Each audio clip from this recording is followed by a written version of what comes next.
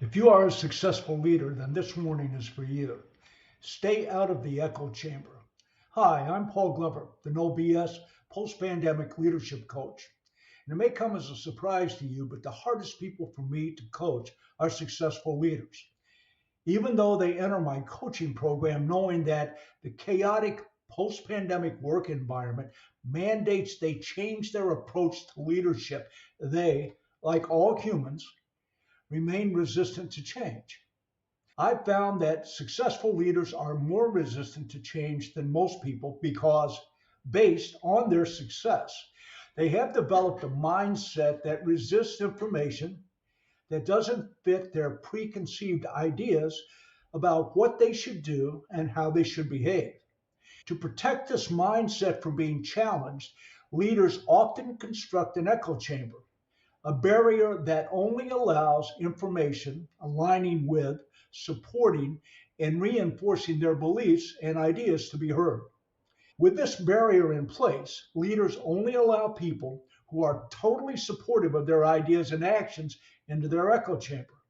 In turn, those privileged with access to the leader's echo chamber act as information filters, compromising the information presented to the leader by putting a positive spin on it or omitted negative information. With these filters in place, the leader doesn't hear information challenging their leadership, capabilities, the status quo, or the negative impact their decisions or behavior have on organizational performance. Because their echo chamber presents them from having a diversity of perspectives and accurate information, leaders make decisions based solely on their own past experience and the repetition of their ideas by those within their echo chamber without considering alternative solutions. The impact of these ill informed decisions discourages creativity, innovation, and risk taking, leading to missed opportunities and ultimately crippling the organization's ability to adapt and compete in the post pandemic economy. The negative impact of their echo chamber requires leaders to understand what they have to do to escape and dismantle them. Here are the three mechanisms I recommend to leaders in my coaching program to do this. One, increase self awareness. The more self aware leaders are, the better they understand their motivations, manage their emotions, and know their strengths and weaknesses. This knowledge equips leaders to make better decisions and control their negative behavior. An integral part of increasing self awareness is for leaders to realize they have blind spots. Blind spots are the weaknesses or biases they don't even know exist, that, when triggered by others' words or actions, dictate how they act, react, decide, and behave. Examples of prevalent blind spots among leaders are affinitive bias. Leaders favor and associate and hire people similar to them. Confirmation bias. Leaders look for information confirming their pre existing beliefs. An inflated ego and fear of failing are two more.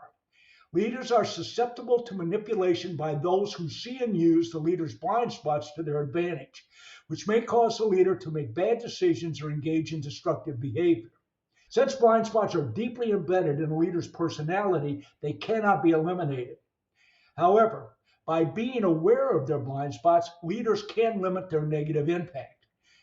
The second way to eliminate the echo chamber is to eliminate the sycophants and manipulators, commonly known as a suck up or worse.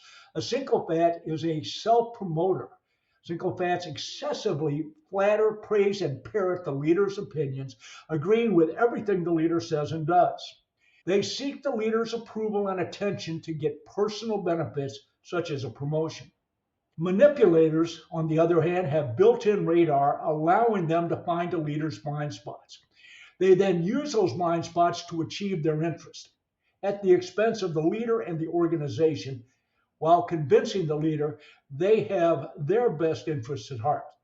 While the sycophant's tactics are often easy to spot, the manipulator's tactics are more subtle.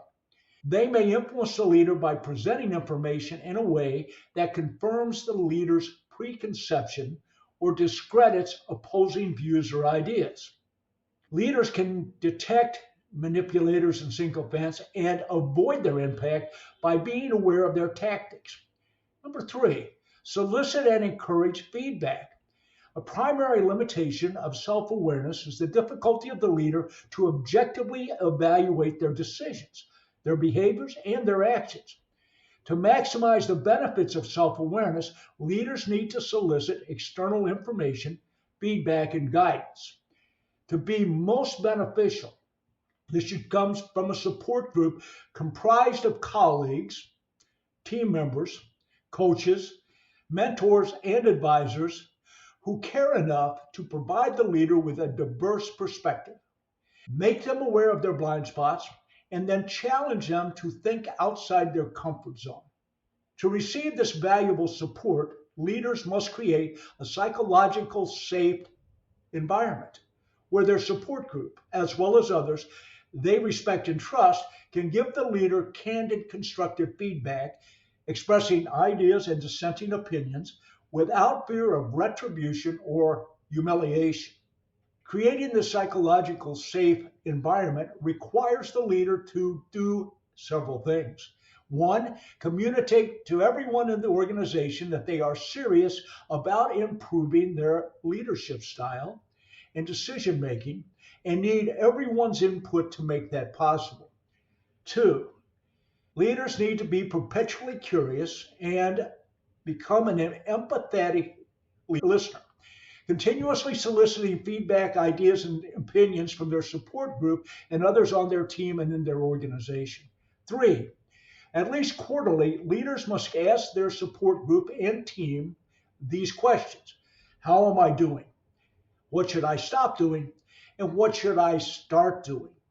Four, annually, leaders need to conduct an anonymous 360-degree survey among the organization's stakeholders to determine how they, their decisions, and their behavior are perceived.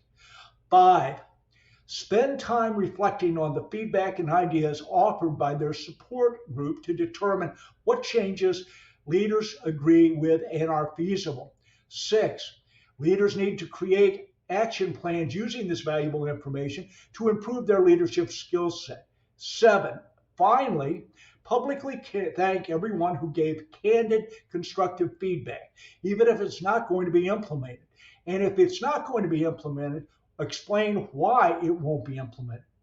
Within their echo chamber, leaders are unapproachable, unaware of their blind spots, subject to manipulation, and unable to recognize and break their patterns of decision making and behavior, which cause negative consequences for themselves, their team, and their organization.